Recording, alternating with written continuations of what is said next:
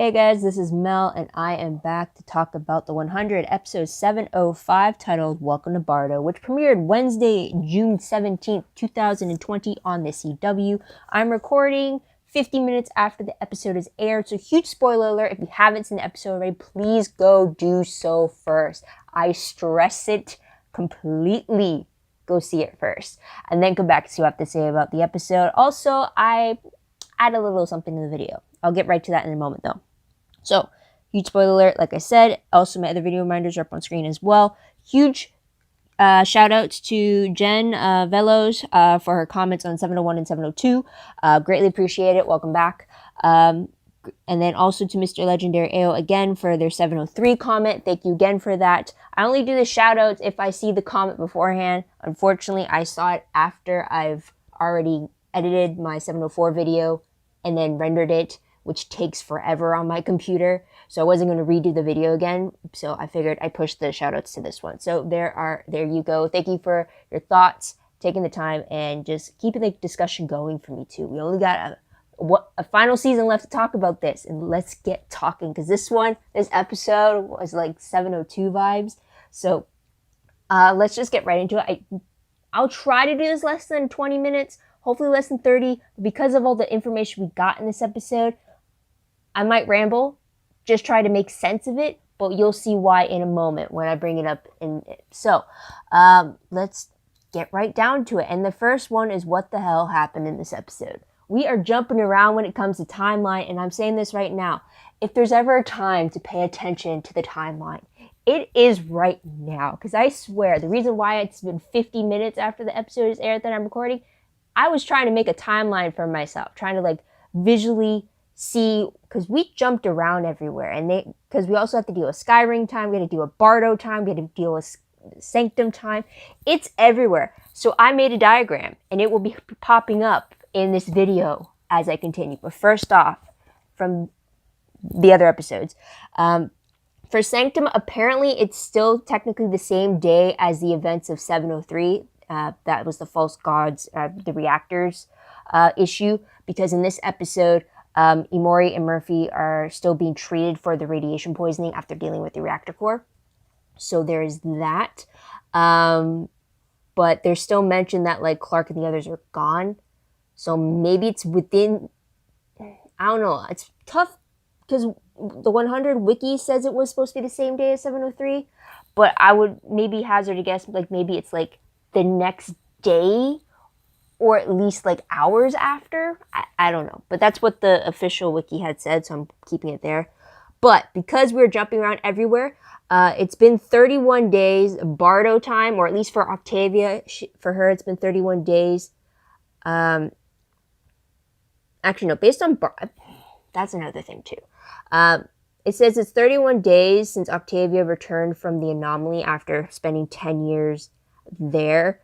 Even though for Octavia, it's been 6 days that she was in 6 days on Bardo, meant 10 years for Hope alone on Skyrim when she was actually with Dev. I'm still trying to figure that out too. Because initially I thought if they kept saying 31 days ago, 45 days ago, does that mean Bardo time 31 and 45 days ago? Or is it Sanctum time 31, 45 days ago? Because then if that was the case, that would have been a great indicator to know how long it's been since 608 and 705. But I really don't think it's been a month between the two. You know what I mean? So that's another thing there. But also then it's saying that it's been 7 days since the events of 613 with Hope getting stabbed by, or Octavia getting stabbed by Hope with that location tag. And since Bellamy reunited with Octavia briefly when he went into it. But then it's like, I'm thinking it's like, no, it hasn't been a week between 701 and 705 on Sanctum. That doesn't make sense because a lot of things were happening very fast paced. So I'm thinking Bardo time at 7 days. But yeah. Let's just talk about it now. Here up on screen, you will see my timeline version of what I can make. A lot of things were revealed about, well, first version, here's where Octavia's time has been spent. So you'll see the starting off point when she first went into the anomaly in 608. Brought her to Skyring, where she spent the next 10 years with Hope and Diosa before she got taken to Bardo. Then from Bardo, we find out she spent, which was 45 days ago, Bardo time, she met Anders and Levitt, and she spent 6 days with them until Hope, adult Hope, came to rescue her. And then once that happened, Octavia got tattooed with her with Hope's stone code, and then she got sent back into Sanctum within the same episode of 608. And we also find out because you're going back in time to a slower time dilation planet, because of that is what causes the memory loss, and it's only the helmets that protect her from doing so. But if Octavia were to go back to Skyring or back to Bardo, she would, I guess, reacquire those memories that she had in the time since then. But pretty much if she went forward, she had no issue with the memories, but if she tried to go backwards, she wouldn't remember what she had just done in the future.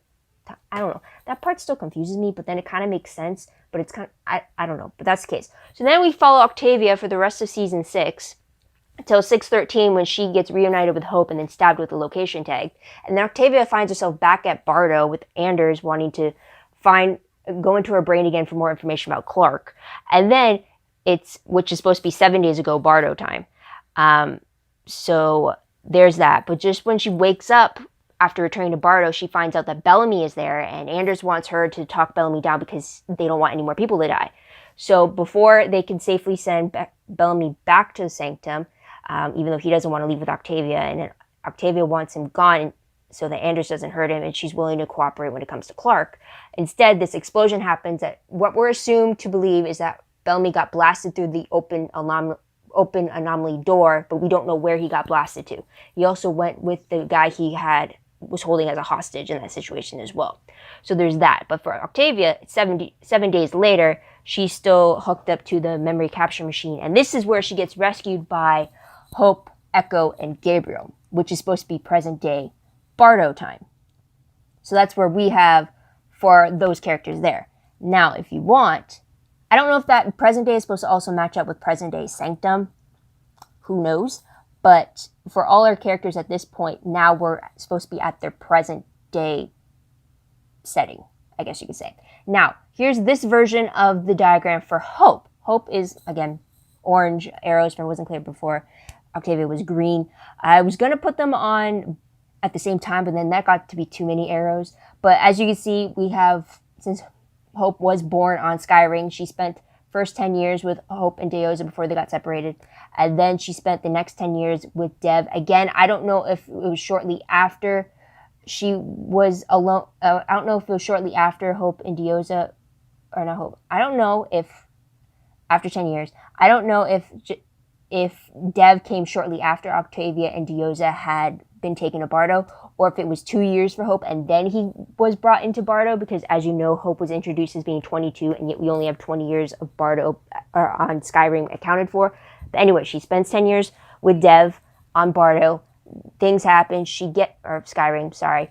Just follow the chart with me, if you will, if I mess up on names. But then we get Hope after Dev dies going to Bardo, which is day 31 ago on Bardo. She finds Hope finds Octavia, sends her back to Sanctum, but then apparently something happens between 21 days Bardo time that has Hope getting pulled to Sanctum through the stone code, and then that's where she meets Gabriel and Echo, where they try to get through the anomaly again, and once they get through the anomaly, she ends back on Skyring, where she spends the next 5 years with them and Orlando. And then they jump to Bardo, which is present-day Bardo, to grab Octavia. Bam. I'm actually proud of my little timeline sheet. On the one hand, it's like so confusing, but at the same time, that is such excitement as a writer to like be able to, just looking at my chart, it's confusing. I can only imagine what the writer's room version of it was when they were trying to figure this out. So kudos for them, I swear. I just spent the last 10 minutes talking about it. But yeah, I'm probably going to have to keep this because now we're going to have to get into Nekera, which is that icy planet that Clark was on in the next episode. And who knows how time works over there. So yeah, so that's it about time. But episode reminders, I guess I could say, for the whole Skyring Bardo thing, it's probably pretty much just catching up and trying to find our people. And then for Sanctum, it's pretty much trying to stopping the sacrifices to come. So there's that. Objective is kind of the same thing, so scratch that. Anything I just said just now, move that to objective. And the reminder of this episode is the fact that we get a lot of time jumping or time skipping. Flashbacks are easy to cover, so there's that. But let's move on to episode breakdown very quickly. Storyline, I pretty much kind of explained it in this timeline, but anyways, two storylines. You get 1, Planet Bardo, and 2, Moon Sanctum.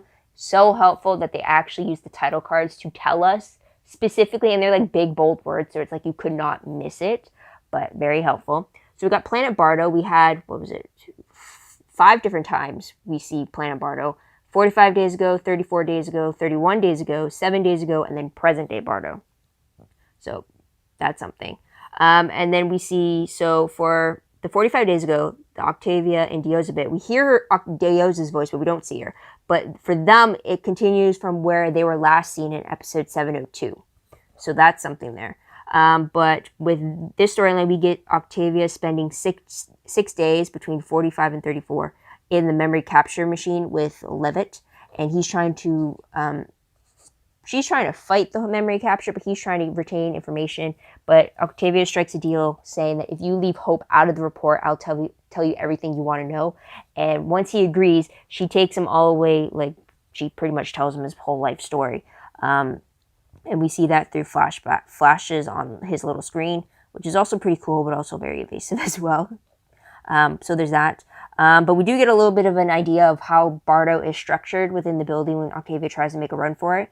But for me, Bardo actually reminded me of the Maze Runner, based off the tall building when she thought she was outside when she wasn't. The very high structure of it. The maze in the Maze Runner is what it kind of reminded me of. It also kind of, the very clean surfaces and like the architecture inside kind of reminded me of Mount Weather, even though Mount Weather was all white. It was just the pristine of it still carried on in Bardo, except Bardo had a lot of these crazy shapes, which also got very confusing. So if you're trying to run down those corridors and trying to find something to differentiate between any hallway, good luck with that. You're not going to be able to. So that was something there. And another thing was that the indoor forest that Octavia thought was outside, and we find out that no, she's actually like an indoor green room kind of thing. It reminded me of the Hunger Games, like when the games, the series when the games actually took place and they were outside yet inside a dome kind of a thing. Also kind of reminded me of the Truman Show too. I had to watch that for school, but that was something there. So it's very interesting to see how advanced Bardo's technology is. So that was something there.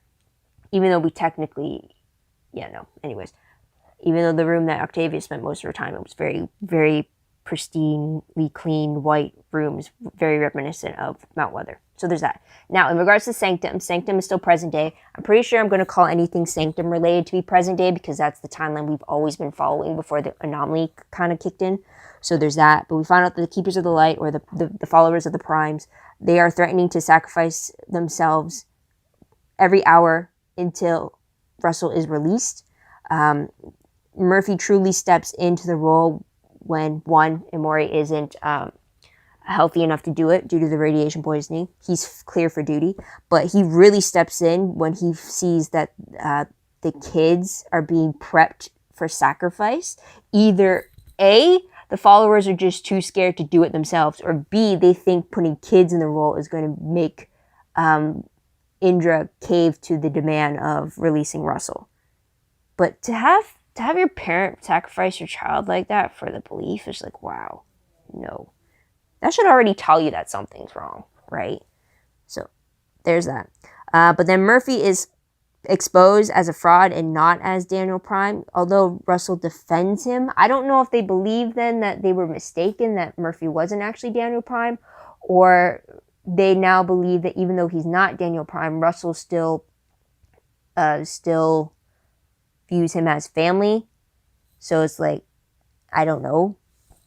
We'll get back to that later. But then also in that moment, Indra realizes that Russell is actually Shaheda, the Dark Commander, in Russell's body. So because of that, she has Jackson take out his mind drive, or his version of the flame, out of Russell's body so that the Dark Commander has nowhere left to run and try to resurrect himself again later on. Thank goodness, too. So there's that. Last moments of the episode happened, though, on Bardo, when Echo becomes murderous after learning that Bellamy is not on Bardo anymore, and he is somehow through the anomaly bridge to one of the 6 planets. Hopefully. Although they might be under the impression that he's dead, but she found out through viewing Octavia's last memory of seeing Bellamy 7 days ago for her. So there's that. But let's move on to characters. So we have that Levitt, the guy who was in charge of Octavia's memory capture. He spent 6 days with Octavia. I don't know if Levitt's his first name or his last name, but by the end of the 6 days, he seemed to hold Octavia in a high regard. She views herself as a killer and nothing more. He argues that that's not the case. He argues that she is pure of heart. She's had to endure so much, and yet she still came out on top each and every time. She's had to sacrifice for those she loves. It was really interesting seeing Octavia's character through fresh eyes, and not just like naive eyes, but like from someone who like experienced everything that she did from her eyes. Like there was no like sugarcoating in her eyes because he's viewing her memories specifically. So it's very interesting to see what he took from it. And it seems to forge this bond between them, because he does eventually help her escape when Hope first helps, and then later on he helps Hope prepare for her jump to Sanctum. So he's kind of their inside man now, though we haven't seen Levitt in the present day setting yet. His last was when Octavia returned to Bardo 7 days ago. So there's that. And then we meet Anders for the first time, aka played by Neil McDonough, aka Damien Dark for me from the Arrowverse. He's also Willem from from Van Helsing series. So I'm already not going to want to trust Anders, just because Neil McDonough has played very good villains. So it's like I automatically assume he's a villain.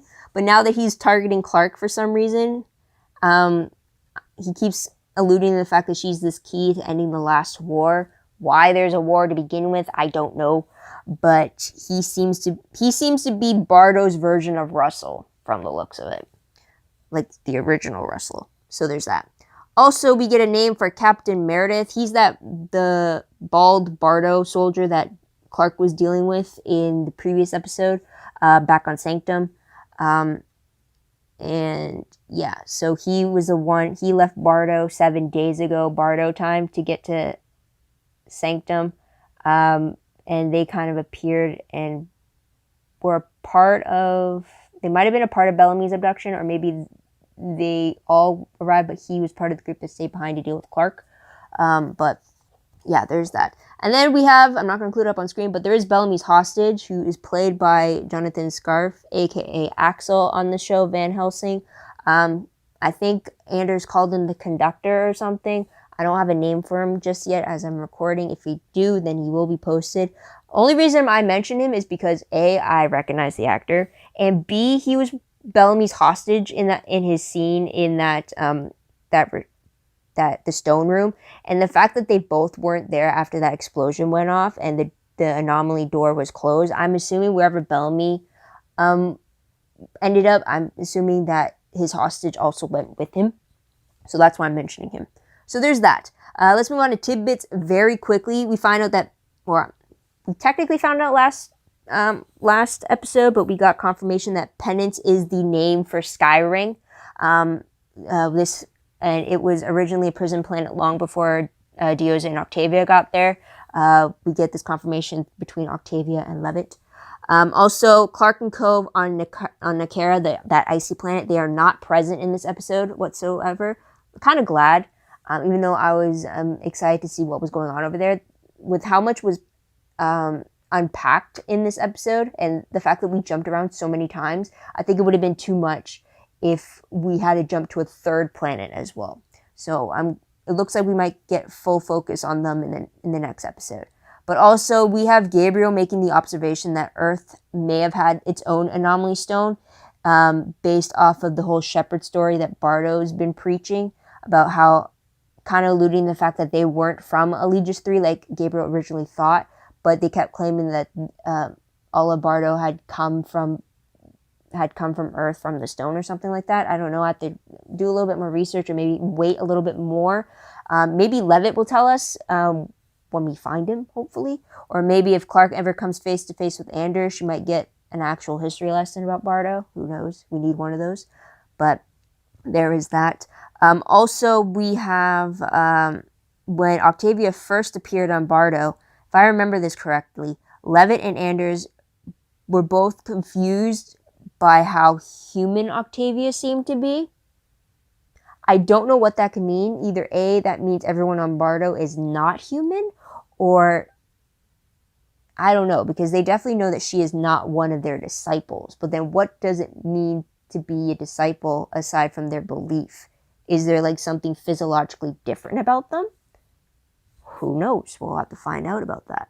Also, I'm not going to talk about ship status today just because of the fact that, well, I talked a lot about timeline. But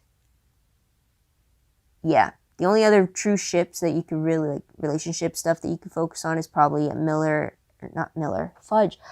and Amori, Bellamy and Echo, Bellamy and Octavia as well.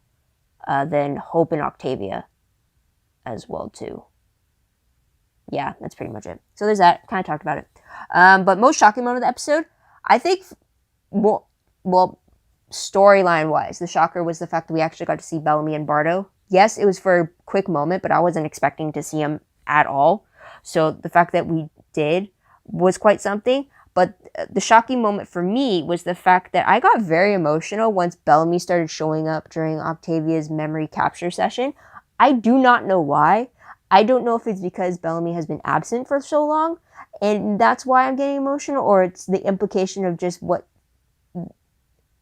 them seeing Bellamy in Octavia's memory meant for them, like how much access they had to her, is maybe what got me emotional. I have no clue. But in that scenario, Levitt was leading Octavia to think of someone, and it was like, if you're in danger, I probably remember it wrong, but it was more like if you were in danger, who do you hold your hand out to? And Bellamy popped up. So it's just, I don't know, it's just the emotion I got from that. It was just like, I was almost on the verge of tears for some strange reason, and that's what surprised me. So I'm naming that. Also, for this episode, I'm not really going to talk about parallels just because of the fact I took a long time in timelines. But let's move on to top 3 favorite moments. I did love Octavia's memory capture moment, which is kind of going to be part of parallels because it did huge callbacks to her past. We got a lot of the archive footage flashing on the memory capture machine, specific season 3 moments, like with Lincoln and Pike's killing Clark on the throne before she took the flame to go into the City of Light. So we got to see that. Also, City of Light, Levitt seemed to be very interested in whether or not Clark lived through that. So that's going to be something there. But also what I really liked about that is just seeing the progression between Octavia and Levitt, especially his views on her. Like I said before, they were quite something, and I'd be all for if they ever ended up being the pairing at the end of all this, hoping he survives. But like, just like the fact, like when they parted ways with "May we meet again," his response to her saying that to him was kind of like yes, it's kind of like he viewed it as like her acceptance in a way, like, yes, I've proved myself to her. So that was pretty cool between them. Another favorite I did like was the fact that the timelines are now matched up. We know that Octavia is back with our people, yet Dioza is still unknown about her status within Bardo. But it's great to see all the characters that we know are now up to date in regards to timeline. It's not through flashbacks or anything like that. We know where all the characters are. The only character we don't have who is unaccounted for is Bellamy and Dioza. Well, technically we know Dioza's in Bardo. We no idea where Bellamy is. So that's the huge mystery there. And then Clark and the others we're going to see on Jakarta in the next episode. So it's just very interesting, even though it's going to be a pain trying to remembering where everyone was timeline-wise. It was very interesting and very helpful for me to make the diagram. I'll even pop it up right now for you if you wanted to have a reminder. But I do want to know what you guys thought of this, if I've missed anything or if I captured everything we learned in these first 5 episodes in regards to the anomaly. Let me know in the comments down below. I'd love to hear your input about that. You know me, I'm a visual person, so me having it displayed like this definitely helps me keep track of like where she was at what time kind of a thing. Although I'm still wondering how long it's actually been Sanctum time. Like how much time has actually passed from 6:08 to 7:05. Like, you know what I mean? So there's that. But the next favorite I did have was Indra realizing that Shaheda is actually in control of Russell's body. I really love that moment of realization. We also got a little bit of backstory of like Indra being a child when Shaheda was in command as the Dark Commander, and how like her parents had to deal with his rule, and how she reacted to that as well. So we got a little backstory about that. But I just really love that secret has finally been revealed. And I was hoping that if anyone's going to know, it would be Indra. So I'm glad that paid off. And another favorite regarding Indra was just with Murphy. I mean, it's a side one, but Murphy was actually the next favorite for me, is the fact that he was trying to step up as Daniel Prime, and the way that he was doing it. I love the effort he had for it, especially when he found out that kids were trying to be sacrificed for it. Really trying to take on the leadership role. Yes, maybe he should have studied up as Daniel Prime like Maury was doing for Kaylee, but I really like that he was being the hero, and he even said that everyone else better come back because I'm tired of being the hero. So it was fun seeing him put that cap on, essentially. And then with him and Indra, it was just interesting and hilarious just to see them interacting with each other the way they were. So that's funny there. But let's move on to top 3 peeved moments. I actually don't have a peeve with this episode. Yes, there are characters I want answers for and I want to know where they are. But in regards to, like, that's part of storytelling to begin with. You can't reveal everything all at once, especially for a television show. Even though as an audience member, I want to know the answers now. I'm actually completely okay with what was revealed in this episode. Enough was revealed for me to feel like this episode was important. It satisfied my curiosity, but also gave me more questions after answering a few that I've had. So I thought that was pretty good in itself. I definitely would think that if Indra did not find out that Shaheda was pretending to be Russell, if that reveal hadn't happened in Sanctum, then I probably would have had the issue of having to jump to Sanctum, where I was more interested in finding out what happened with the time dilation stuff. But otherwise, because Indra had that reveal, Sanctum played an important part. So I was okay with its presence being there instead of Nikera's. But let's move on to random questions very quickly. The first one being, why does Anders want Clark? Is it because of her leadership role on Earth, or is it something that is Nightblood related or something else? I have to assume it's because of what he acquired from Octavia's memories about Clark, that he's able to first off know about her. But why does he want her specifically? And why are there so many illusions that it has to pertain to this last war of humanity? First off, why is there a war to begin with? Who are they actually fighting against, if not with themselves? You know what I mean? So there's that. The next question was, did Octavia offer her full cooperation so that Anders could not get to Bellamy, who has more memories about Clark than Octavia does? Because as co-leaders at one point in time, Bellamy did spend more time with Clark. And then they've had to deal with things together. And then there's times where Bellamy's memories from up on the Ark were very different to Octavia's time in the bunker. So, yeah, and then it was also very different to what was happening with the primes and everything. But I can argue that Bellamy has had more time with Clark than Octavia. So if Anders were to have gotten his memory capture thing on Bellamy, they could have found out a lot more stuff about Clark. So I'm wondering if Octavia did that, offered her full cooperation with that in mind, or if she was just doing it so that Bellamy would not have to go through with what she has had to go through. Right? One option is just for solely Bellamy's protection. The other option is protecting both Bellamy and Clark. I'm wondering which one Octavia was leaning towards. So there's that. Another question is, do the Prime followers still believe that Murphy is Daniel Prime, or do they now believe that he is not, but still under, quote-unquote, Russell's protection? That's something there. Also, another question, where do you think Bellamy ended up? Back at Sanctum? because I'm assuming that's where they open the anomaly portal to. If that's the case, when is he going to pop up? I don't think he's going to pop up in Sanctum. Or do you think he's going to be in Nicara? But they don't know that Clark and the others went to Nicara, so I don't see what purpose they would have to put him there. So I'm thinking he's going to go back to Sanctum, but I have no idea. It'll be interesting to see where he pops up, though, that's for sure. Or what if he pops up on one of the other 2 unknown planets we have no idea about? Right? I don't know. So there's that. Is Earth considered one of the 6 planets? And that was the offline one? Or is there actually 6 different planets? I don't know. That's another impromptu question there. Last question. Did Indra tell the rest of our inner circle of characters on Sanctum that Shaheda is actually trying to pretend to be Russell? Or does she only tell Jackson that so he can take the mind drive out of him? Or does she not tell him that and still told him to take the mind drive out of Russell? Like, who knows that Shaheda is actually Russell? Or that Russell is actually Shaheda? Does Indra only know, or does she tell all of our other core characters? Because I could understand why she wouldn't tell random members of Wand Crew, because they might still be loyal to the Dark Commander and view him as, like, the actual commander because he's, like, still alive and kicking. You know what I mean? So that's something there. But let's move on to predictions very quickly. Based off the promo for 706, it looks like we're going to see our team back on Nicara. And we have Clark saying that she doesn't believe in karma. And then we also see some crazy possible creatures coming after our characters in the dark.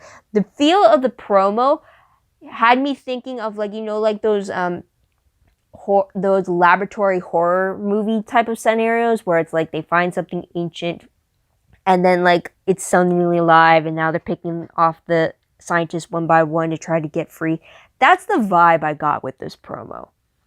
It definitely reminded me of the Alien and Predator movie.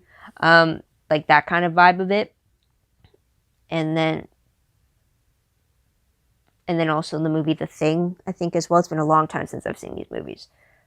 But yeah, that's what the promo gave me that vibe for. But synopsis for the episode reads, Clark and her friends find themselves on a planet that is not what it seems.